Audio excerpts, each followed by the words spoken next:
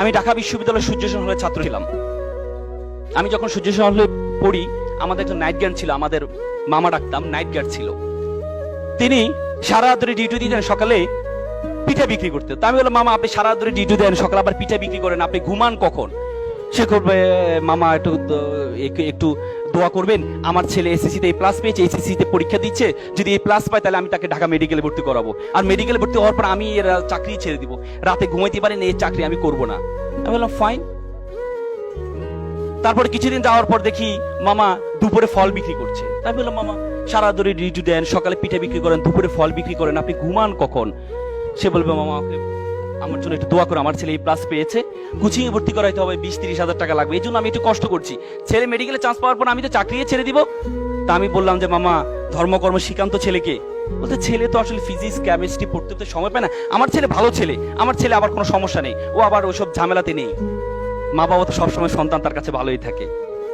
কিছুদিন যাওয়ার পরে আমি তাকে কোচিংয়ে ভর্তি করার ব্যবস্থা করে দিয়েছি, ছাড়ের ব্যবস্থা করে দিয়েছি। কিছুদিন হটফুট করে দেখে আমার রুমে মিষ্টি নিয়ে আসলো, মামা আমার ছেলে ঢাকা মেডিকেলে চান্স পেয়েছে। কি উত্তাল, কি আনন্দ! আমার লাইফে সন্তানের খুশিতে এত আনন্দ পিতামাতা হতে পারে আমি কখনো দেখিনি। মনে হচ্ছে যেন সে মেডিকেলে চান্স পেয়েছে। একদিন কিছুদিন যাওয়ার পর মামা দেখি মন খারাপ করে বসে আছে। আমি বললাম, মামা আপনার মন খারাপ কেন? আপনার ছেলে ঢাকা মেডিকেল পড়ে, আপনার জীবন আর ঠেকায় কি, আপনি মন খারাপ কেন? বলছে, বাবা আমাকে ক্ষমা করবেন। কি হয়েছে মামা?